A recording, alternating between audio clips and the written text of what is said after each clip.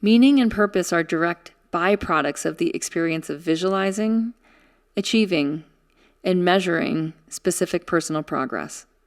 No one else can give you meaning or purpose.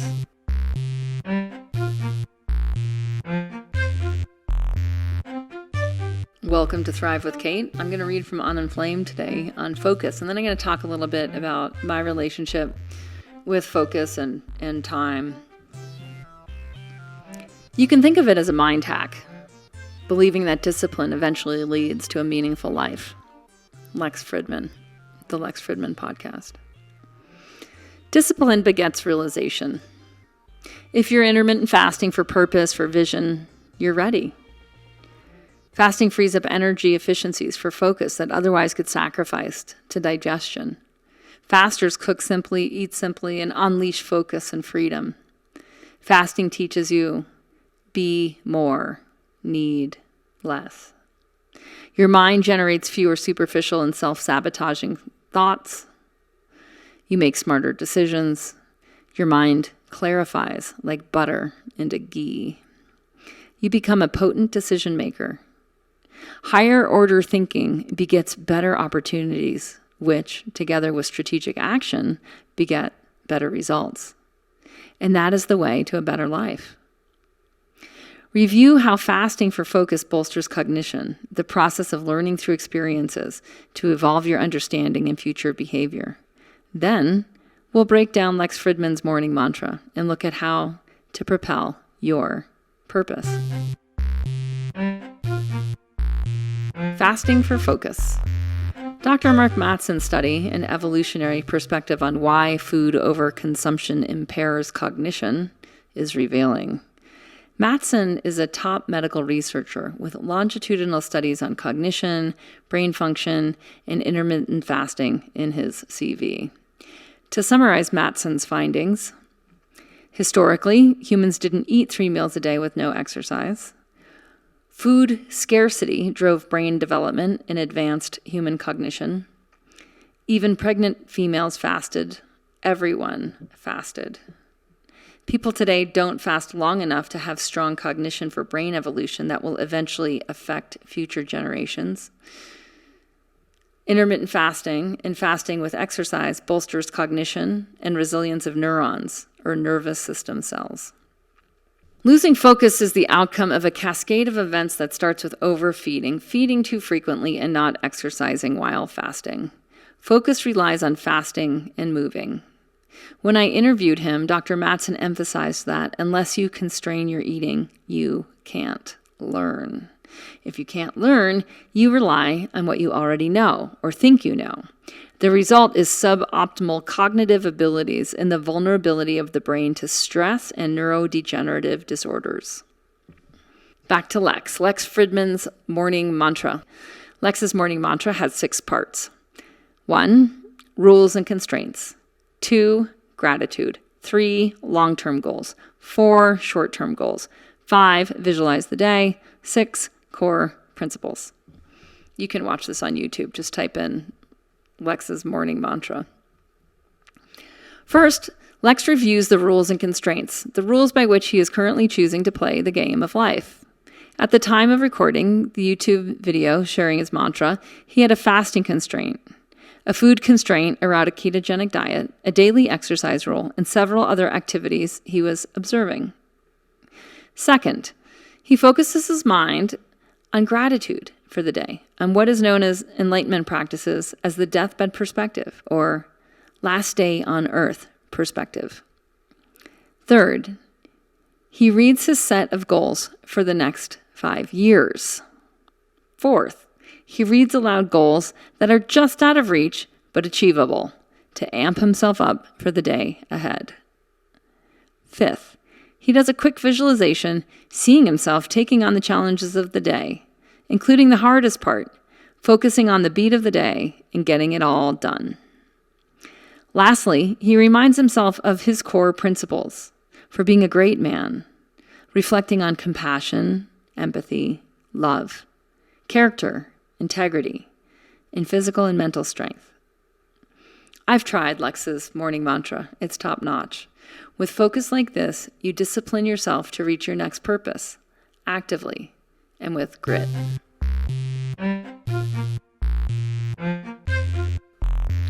Propel your purpose. To be greater than you've been is largely a game of reshaping and upgrading your habits as required for the next purpose. The primal habits reveal your next purpose. Personality is who you have to become next as you act out your next purpose. Purpose keeps your eyes on the vision. You can think of it as a pyramid with on the bottom, there's habits. In the middle, there's personality. And on the top of the pyramid is purpose. And it's pointing to the great eye in the sky that sees hierarchies. It sees who you need to evolve next. This is your own inner radar. This is your own inner knowing. So you have the how, that's the habits. The who, that's the personality of the person that has better habits than the current you. And the purpose, pointing towards a vision, pointing towards an accomplishment that you haven't yet achieved. The great eye in the sky, like the sun, is the sense that the life force or universal consciousness is watching, aware, orienting your game. That's your higher self. The great eye surfaces in the myth of Horus and on the Egyptian pyramids. It gives the sense that your life matters, that hierarchy in your habits matter, even from the perspective of deep time and deep space. Design your days with the habits you need to fulfill your purpose. Then your future self will always be more capable than your present self. Once you know your aim, measure your progress against where you started. Dan Sullivan is the head coach at Strategic Coach, his world-class coaching company for entrepreneurs. His core teaching principle for progression is to measure against your starting point, not your ideal. A simple tool for this is his gains journal, where at the end of each day you measure 3 activities for your progress and accomplishments before outlining your 3 measurables to focus on tomorrow. Here's a quote from Dan Sullivan and Ben Hardy from The Gap and the Gain. Meaning and purpose are direct byproducts of the experience of visualizing, achieving, and measuring specific personal progress. No one else can give you meaning or purpose. End quote. Identifying 3 wins at the end of today and visualizing 3 new ones for tomorrow gives you a clear sense of achievement and encouragement. What must you do next? Identify that. Then, measure your progress from where you started to reinforce your capability for aligned action day by day. End of the day accountability and recognition teach you how to be both strategic and realistic on a day-by-day basis as you get better at aiming and achieving where you want your life to go.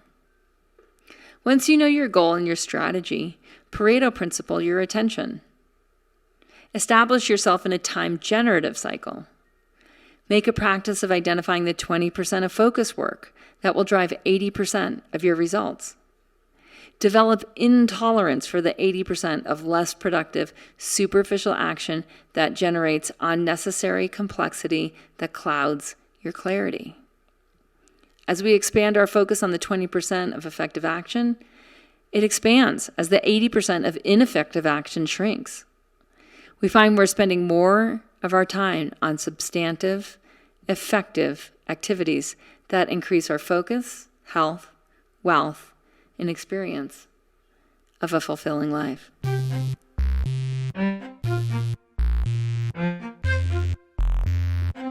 Stuff versus sacred. Stuff eats attention. You trade in peace of mind for inefficient fussing.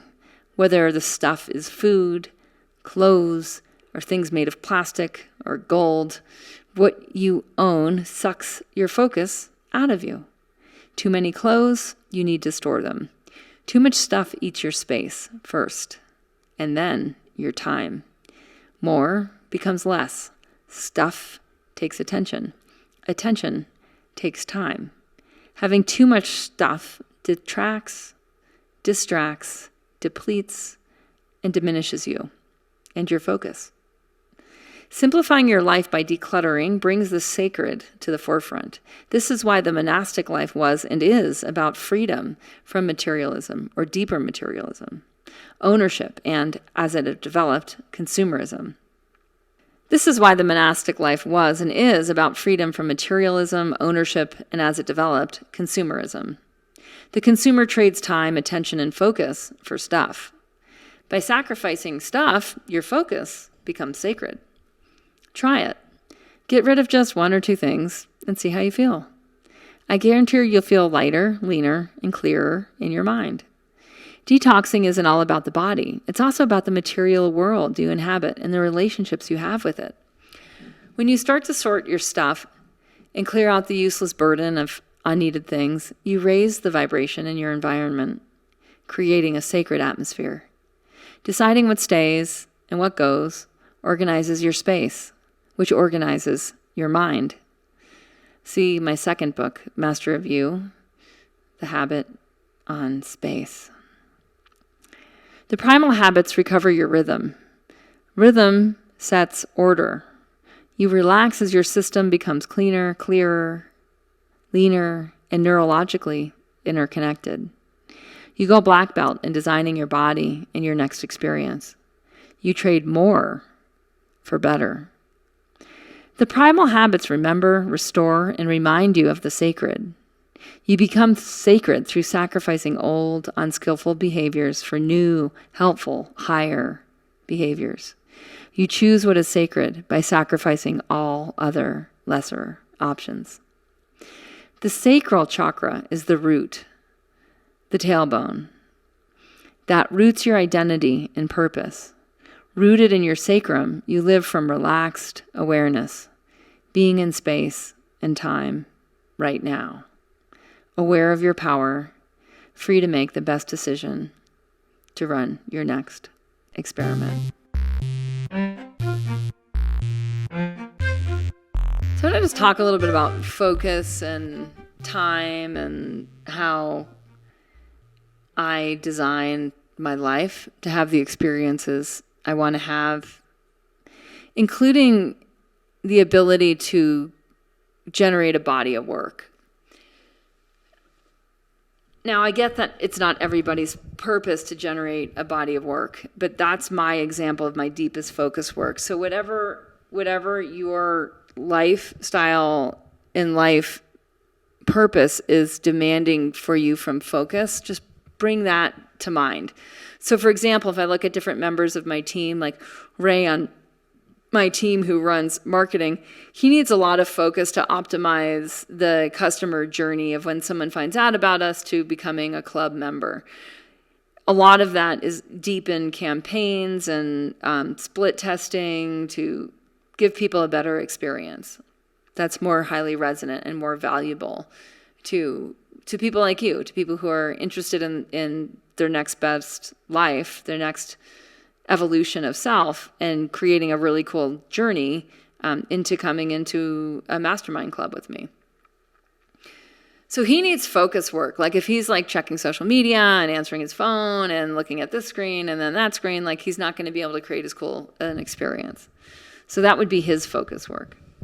My focus work could, because I like to create books, I like to write books.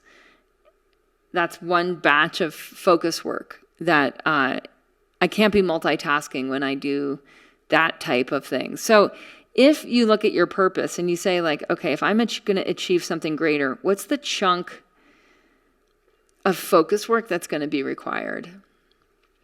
Now, some of you need to learn a new skill in order to become the leader you want to be next, or to become the author you want to be next, or to become the whatever it is that you want to become next. That there's actual skill building. In skill building, there's focus required.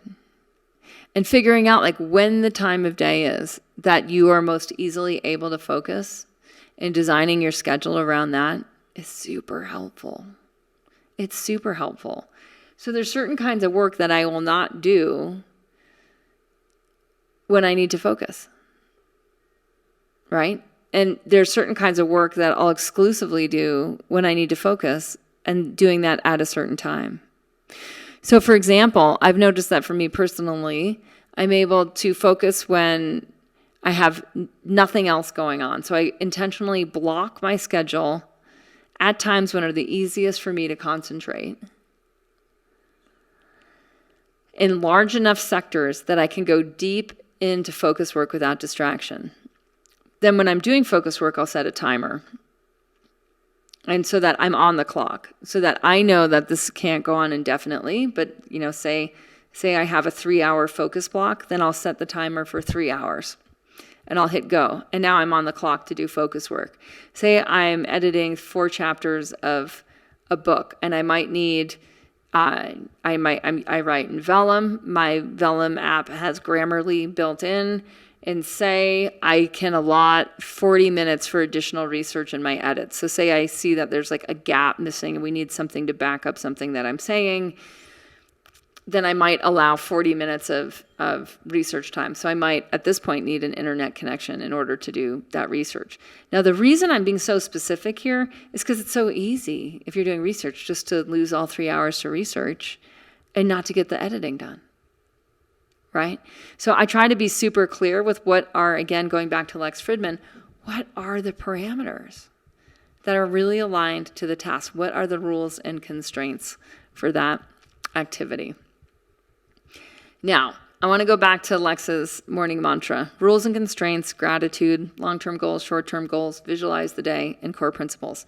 The easiest way I found to do this was the way he teaches it, which is like you just write it down in a journal. Like, what are the rules and constraints you need to live your life right now? So, for example, I gave the fasting example. Like, so say you have a feeding window of, say you're doing like a 16-8 most days, then you would write 16-8 most days. This is my eating window. This is when like I'm available to whatever, socialize with food. Great. You may have rules and constraints. I have rules and constraints around my yoga mat and meditation practice. Like there's certain things that I need to do every day to have the kind of experience I want to be having. I have rules and constraints around how much aerobic exercise I get a week. I like to do, at this time of year, I like to do skiing up the mountain. Other times a year, I like to bike up the mountain. So it usually involves me in the mountain, and a couple times a week, 2 to 3 hour a day, where I'm just outside in the woods doing the thing. Some of you have rules and constraints around family and quality time with family, with kids, with meaningful conversations, with working together, with doing work together. So in your rules and constraints, you want the most concise list that helps you lead your best life. That's it. The gratitude, it's particular to the day. Deathbed perspective, why are you super stoked on this day? What are you grateful for? So like today, for example, I'm grateful that my husband built me a greenhouse during COVID and that I just planted the greenhouse, and I'm super grateful that I get to grow some of our own food and that my daughter grows up in a household where food is grown. That would be it for gratitude for me today. I could just really leave it at that. Okay, long-term goals. Well, I have 3 books coming out. And I'm not going to tell you what they are right now, but those are actually more in my short-term goal list. My long-term goal list is more around the selling out all of our clubs, building the wait list and selling out all of our clubs, Club Hero, Club Thrive, and the club at Wellness Pro Academy. The reason I want to get to sell out is I want my clubs to be exclusive, and I want a wait list for them. I want people to be super prepared so that when a member becomes a member, that they're ready to rock and roll at the next level. So that's the biggest long-term goal that I have right now. And that is a professional goal. As far as like my family long-term goals is basically the same thing with our properties, is to develop and sell out our properties. Not to sell our properties, but basically to sell the experiences of being at our properties. All right, visualize the day. So today I would see myself doing a bunch of podcasts. I'm talking to a bunch of prospects off the wait list to get into the clubs. And that'd be it. I'm just like visualizing my day. Then I see myself leaving work, going up the mountain, skiing with the dog, coming home, eating a lovely dinner with my husband, and going to bed early. That's it for my day. And then what are my core principles? And this goes back to like, what kind of person are you aspiring to be? What is your aspirational self? Now, as aspirationally, for me, I'm a much actually kinder person. I'm much more supportive of my team members. I'm much more encouraging of my husband and daughter. So it's like I'm a softer version of me, and yet I'm still a very strong leader. So all of that is part of my core principles and who I want to be. So I wanted you to go through mine with me so that you can kind of create your own. And it's just, honestly, it's like 2-3 pages in a journal. 1 page, rules and constraints. Right? 1 page, long-term goals. 1 page, short-term goals. And remember, long-term is 5 years. Short-term is like the next couple months. Then visualize the day. That doesn't require a page. That's just something you do. Core principles, that's another page. So 4 pages, rules and constraints, long-term goals, short-term goals, core principles. It's super helpful. Then each morning you read that. It's really that simple. Now I want to review, again, based on focus and what are we getting from Dan Sullivan, the wins in the gains journal. So the gains journal, just at the end of the day, you write down like 3 things. So say I planted something in my greenhouse. Say I filled up my cold plunge with fresh water. Say I edited, or actually today's not editing. Say I recorded 3 podcast episodes and talked to 3 members that are getting off the wait list and into club. I would just review, like, those are 3 wins, totally aligned to my short-term and long-term goals. Yay. Great. What does that do? Really interesting, right? It like totally changes what's going on in your neurotransmitter land, right? It changes how you feel, which changes how you sleep. So you're not going to wake up in the middle of the night stressed out about something because you went to sleep and you had done closure. So in Vedic chanting, the most common Vedic chant is Om. It's part of every other chant.